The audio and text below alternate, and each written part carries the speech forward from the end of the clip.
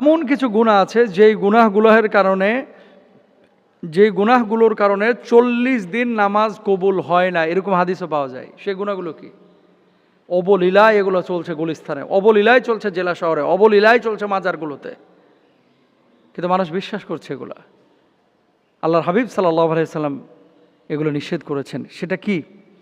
রাসূল সাল্লাল্লাহু আলাইহি ওয়াসাল্লাম তিনি বলছেন, যে ব্যক্তি কোনো আররাফ গণক বা জ্যোতিষীর কাছে গেল এবং তাকে কোনো বিষয় জিজ্ঞাসা করলো, তার 40 রাতের কোনো সালাত কবুল করা হবে না।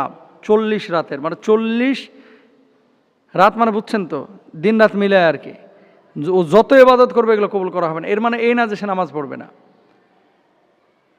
আচ্ছা, আপনাদের কমন সেন্সে এটা কি বলে বলেন তো? যে অনেক মানুষ আপনাদের আশপাশে দেখবেন গুলিস্তানে টিয়া বাবারা বসে থাকে, টিয়া বাবা, কিছু চিঠির খাম, একটা টিয়া পাখি আর একটা বিছানা পাইতিয়া বসে থাকে। আপনি যে হাটটা দেখাবেন 100 টাকা নেয় অথবা 50 টাকা নেয়।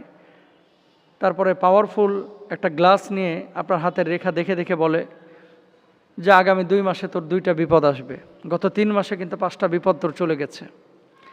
এগুলো বলার পরে কিন্তু আপনার মধ্যে একটা কিউরিওসিটি কাজ করে, আয় হায় তাই তো। আচ্ছা, কোন মানুষটা নাই যে গত 3 মাসে 4-5টা বিপদ আসে নাই? বাংলাদেশে একটা কথা বলেন তো, যে কোনো বিপদেও পড়ে না, হেও বলবে যে হুজুর আমার গ্যাসের দাম বাড়ছে, বিদ্যুৎ বিল বেশি আসছে, সেও তো বলবে। বিপদে কে নাই? এখন ওই যে বেটা এই কথা বললো, বলার পরে আপনি কি মনে করতেছেন যে আয় হে তো বিশাল কিছু, ঝড়ে বকমরে ফকিরের কেরামতি বাড়ে। এখন যারা এই কাজগুলো করতেছে, এই যে হাত দেখায়, হাত দেখানোর পরে আপনি যে ভাগ্য জানার চেষ্টা করলেন, পৃথিবীর কোনো মানুষকে আল্লাহ তাআলা এলমে গায়েব এটা দান করেন নাই। গায়েবের জ্ঞান আল্লাহ তাআলা দান করেন নাই। গায়েবের জ্ঞান একমাত্র আল্লাহর কাছে। ওয়াল কদরি খায়রিহি ওয়া শাররিহি মিনাল্লাহি তাআলা। ভালো মন্দ সব কিছু আল্লাহ নিয়ন্ত্রণ করে। সুতরাং কোনো জ্যোতিষী, কোনো গণক, কোনো এই যে বাবা, এদের ধারে কাছে যাওয়া যাবে না। আংটি কখনো মানুষের ভাগ্য নিয়ন্ত্রণ করতে পারে না। আংটি সিলের জন্য ব্যবহার করবেন, সৌন্দর্যের জন্য ব্যবহার করতে পারেন, তাও লোহার আংটিটা। স্বর্ণের আংটি পুরুষরা ব্যবহার করতে পারবে না, তামার পারবেন। কিন্তু এই আংটি যদি মনে করেন যে আপনার ভাগ্য পরিবর্তন করবেন, ডাইরেক্ট শিরিক।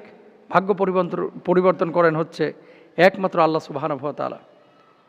তারপরে দেখবেন কিছু কিছু মানুষ এমন আছে যারা দোকান খুলছে, পাশে নামাজ চলছে, নামাজে যায় না, কিন্তু দোকানে আগরবাতি ঘুরাইতেছে।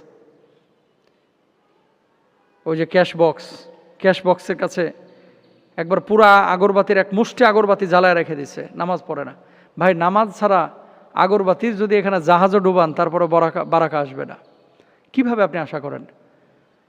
অশুভ লক্ষণ বলতে কোনো কিছু বিশ্বাস করা যাবে না। পরীক্ষার দিন সকালবেলা ছেলেকে ডিম দিচ্ছে না মা, ডিম খাইলে কি হবে? আন্ডা পাইবে, আন্ডা। ডাহা মিশা কথা।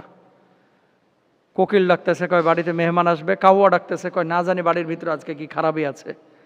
বাড়ি থেকে বাইর হচ্ছে, বিড়াল দৌড় মারছে, কয় আজকে আর বাইর হয় না, বিড়াল দৌড় মারছে, না জানি তোমার কপালে খারাপই আছে। কে বলছে এগুলো? ভণ্ডামি। এগুলো বিশ্বাস করবেন না।